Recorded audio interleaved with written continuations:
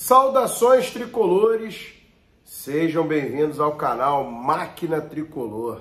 Eu me chamo Leandro Goulart e sou torcedor da primeira e mais importante instituição futebolística desse país. Beijo nesse escudo com muito orgulho. Estou muito resfriado, porém muito orgulhoso do que aconteceu na noite de terça-feira na Copa do Brasil. Como eu já havia dito anteriormente, por conta da mudança aí que eu fiz, não tive... Ou melhor, minha vida tá meio bagunçada, então me prejudicou na questão da gravação dos vídeos, tá? Aí hoje eu tô de volta aí para bater um papo com vocês sobre tudo que rolou aí, todos os assuntos que rolaram após o primeiro jogo da Copa do Brasil, das oitavas de final, onde o Fluminense empatou com o seu arquirrival em 0-0.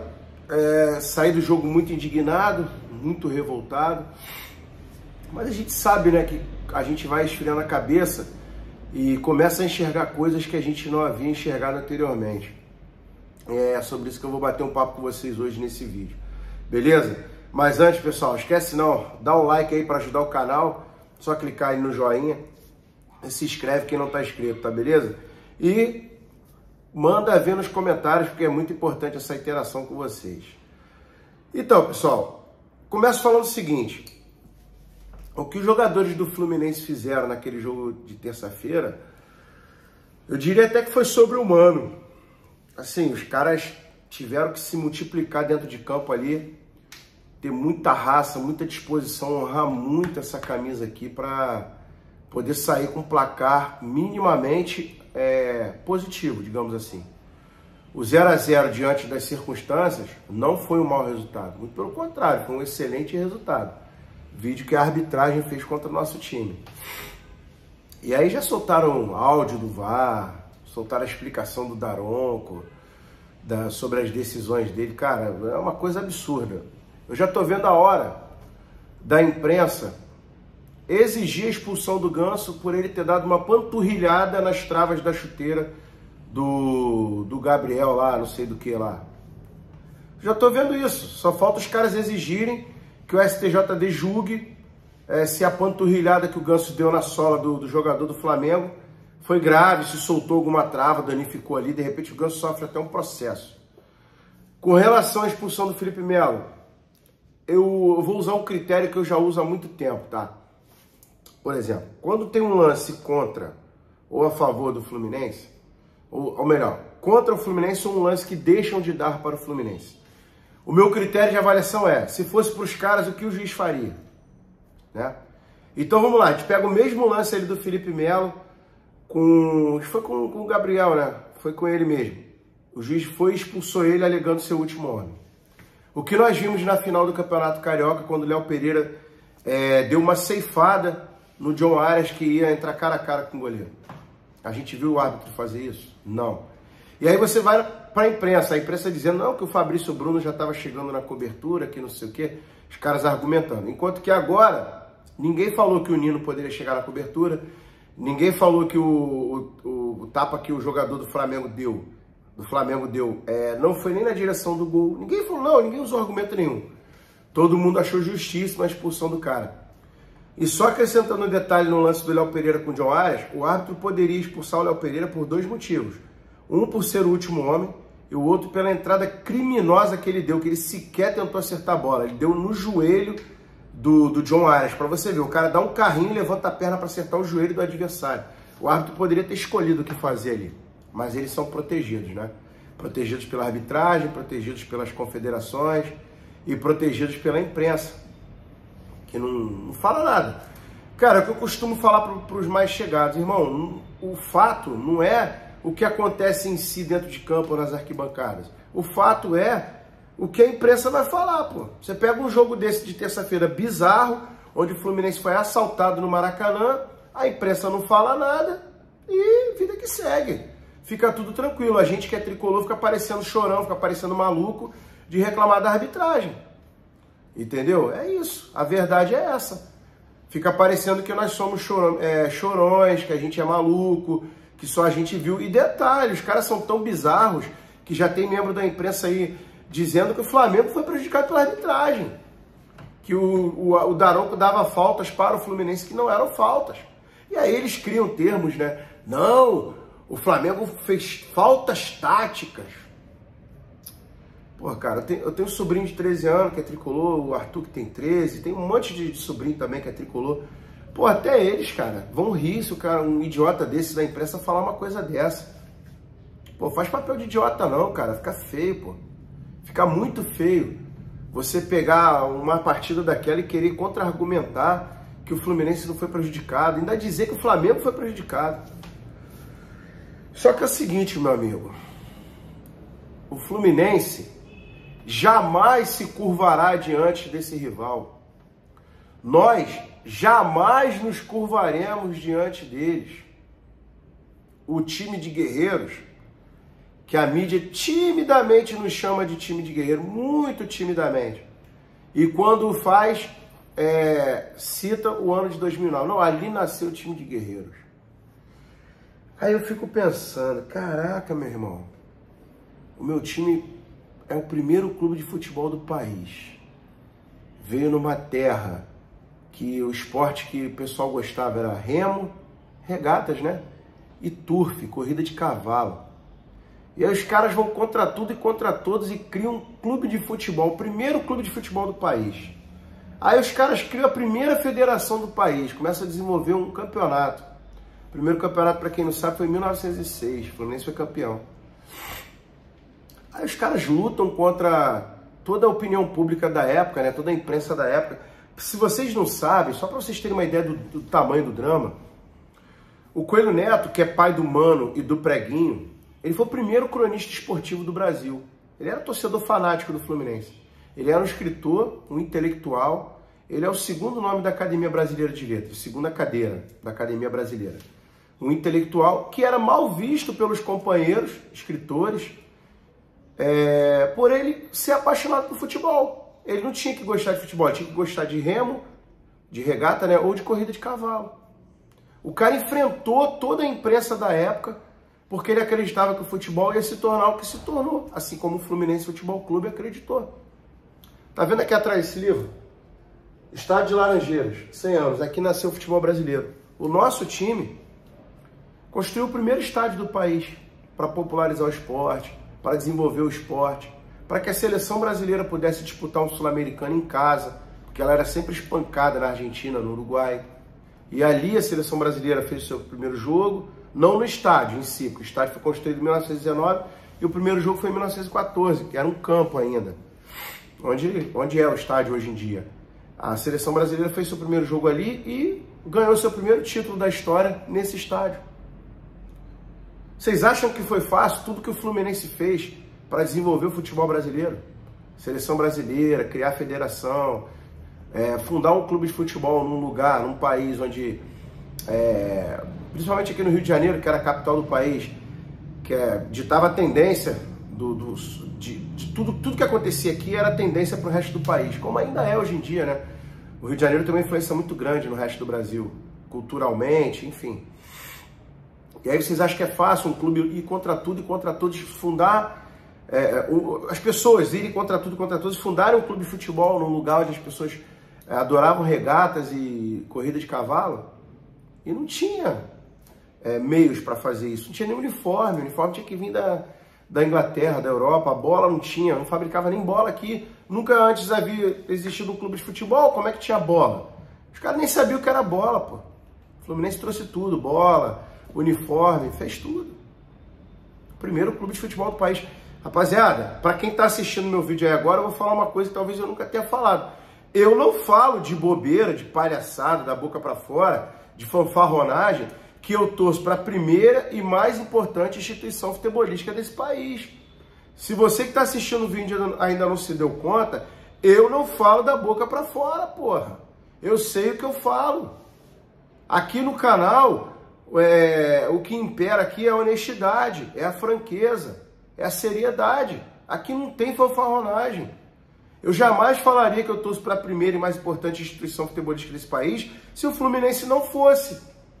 Mas não é porque a imprensa, que protege o nosso arquirrival, nos trata da forma que nos trata, que você vai acreditar nisso, pô, que você não vai se dar conta do que é o Fluminense Futebol Clube. Busca aí as mídias tricolores, pô. No YouTube tem um monte de canal bacana falando. Compra os livros, pô. Eu perdi muito livro meu do meu primeiro casamento, ficou tudo pra trás. Por exemplo, aquele Nós Somos a História, aquele livro é espetacular, pô. As pessoas me perguntam assim, pô, me dá uma dica aí literária aí sobre o Fluminense. Ah, esse aqui é um e o Nós Somos a História é outro. Meu irmão, se você ler esses dois livros, você já vai se tornar o torcedor mais chato do mundo. Porque você vai ter empáfia, cara. Eu sou marrento.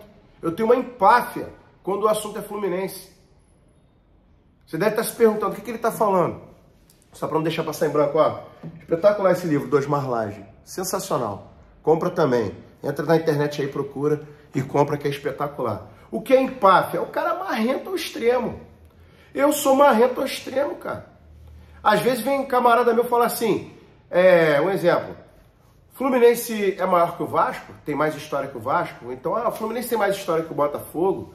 Fluminense tem mais história que o Flamengo? E os caras falam isso no intuito de querer me provocar. Primeiro porque aonde eu tô, a presença do Fluminense é muito forte. Em qualquer ambiente, cara. No trabalho, no Mega Mate, quando eu tô lá sentado com a rapaziada tomando mate, no treino de jiu-jitsu, aonde eu estiver, o Fluminense vai se fazer presente. Não tem jeito. Eu sou fluminense, o Fluminense sou eu, eu sinto como se eu e o Fluminense fôssemos uma coisa só. Eu até me emociono, cara, falando. Eu não sei descrever o que esse time representa pra mim. E aí quando esses caras, né, sabem que eu tenho um canal, que eu vou todo jogo, que eu sou fanático, e aí eles perguntam, eu falo, como é que é? Se o Vasco tem mais história que o Fluminense, Botafogo, Flamengo, junta os três aí. Pode juntar os três que não dá a história do meu time. E não dá, cara. Não dá. Vocês já pararam para pensar numa coisa? Eu vou falar só alguns detalhes aqui. Vou relembrar de forma bem rápida. O primeiro Fla-Flu da história, nós éramos 2 jogadores que foram campeões em 1911, invictos. E o Flamengo foi fundado no dia 25 de novembro de 1911. Tinha 9 jogadores titulares. 9. Isso, eles foram fundados em novembro. Em abril aconteceu o primeiro jogo. Nós ganhamos. Nós vencemos o primeiro jogo. Com 2 titulares. James Calvert e Oswaldo Gomes. O resto foi para lá. Ó. 9 campeões invictos. Vocês já se deram conta que na melhor fase da história do Flamengo, antes dessa aí, naquele período lá do Zico de 80 até 83, vocês se deram conta que a gente derrotou eles na final do Carioca de 83? Onde eles tinham sido campeões brasileiros daquele ano em cima do Santos, e que em 84 a gente foi campeão brasileiro, a gente deu um fim na era deles, com Zico, Leandro e companhia.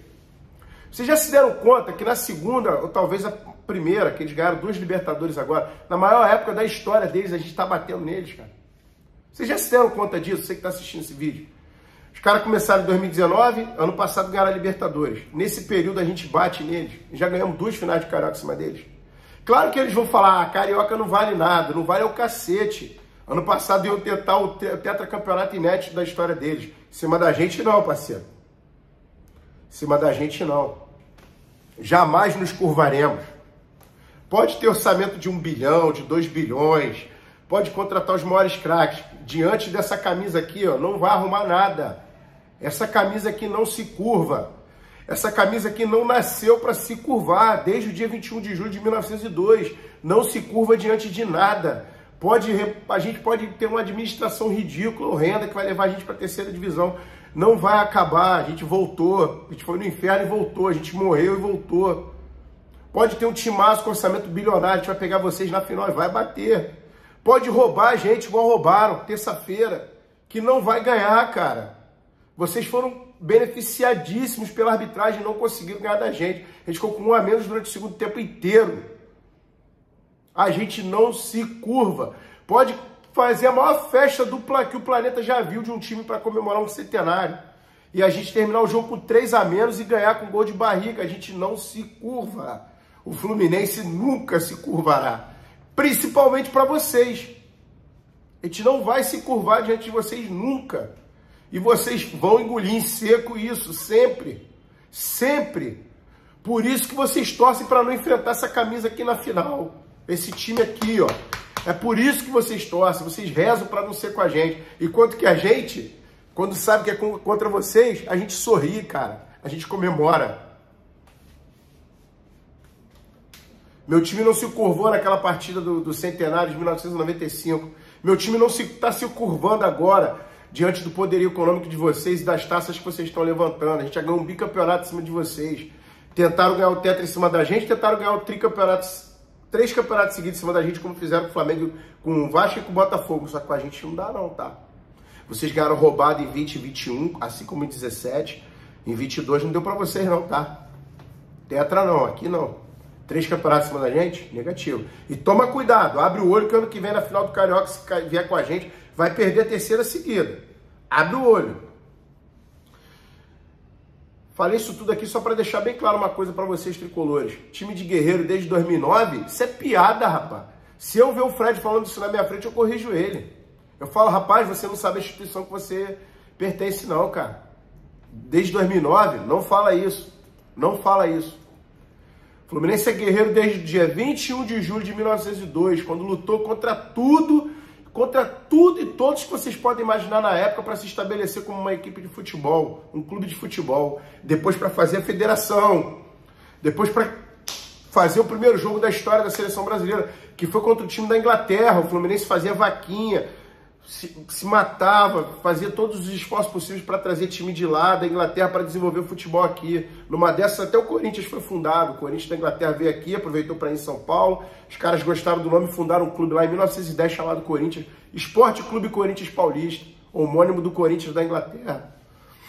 E aí meu time constrói o primeiro estádio do Brasil, meu time estende a mão para todos os times aqui do Rio de Janeiro para se desenvolverem, assim como fez com o Vasco em 1924, permitiu que o Vasco jogasse a Série A, porque o Vasco não tinha estádio. O Fluminense deu laranjeiras para ele e falou, pode jogar sim. E o Vasco ganhou seu primeiro título em 1924, logo no ano que subiu. Assim como fez por América, por Botafogo, por Flamengo, treinou 10 anos no nosso campo aqui, ó. Não tinha lugar para treinar, para jogar. Então, tricolor, não aceita esse papo não, de que Fluminense é time de guerreiro desde 2009 com Gum e Fred. Pô, isso é balela, eu me sinto desrespeitado, eu me sinto... É uma piada isso, cara. É uma piada quando eu ouço falarem isso. Desculpa, ó, Gum e Fred, me desculpa, tá? Mas vocês não sabem nada. Nada. Para de falar isso, eu sou o presidente do Fluminense, eu corrijo os dois. Fala, ó, não fala isso não, cara. Fala não. Fluminense é time de guerreiro desde 2009, não. Tem muito mais fatos, tá? Tem Fla-Flu da Lagoa... Tem o Brasileiro de 70, tem o Carioca de 71 com gols 45 do segundo tempo contra a Celefogo, de Jairzinho, Paulo César, Caju e companhia. A gente nunca se entregou. Tem o gol do Edinho de falta em 1980 contra o Timaço do Vasco, que era atual vice-campeão brasileiro. A gente tinha um time de garoto. O único que não foi revelado na base do Fluminense foi o Cláudio Adão. E tem coisa pra caramba, tá? Mas é isso. Eu fiz esse desabafo aqui diante de tudo que aconteceu na terça, diante de tudo que estão falando após o jogo, para dizer para vocês o seguinte: o Fluminense Futebol Clube jamais se curvará. Nós jamais nos curvaremos, jamais nos dobraremos. Mais uma vez, saudações tricolores, fiquem todos com Deus e até o próximo vídeo.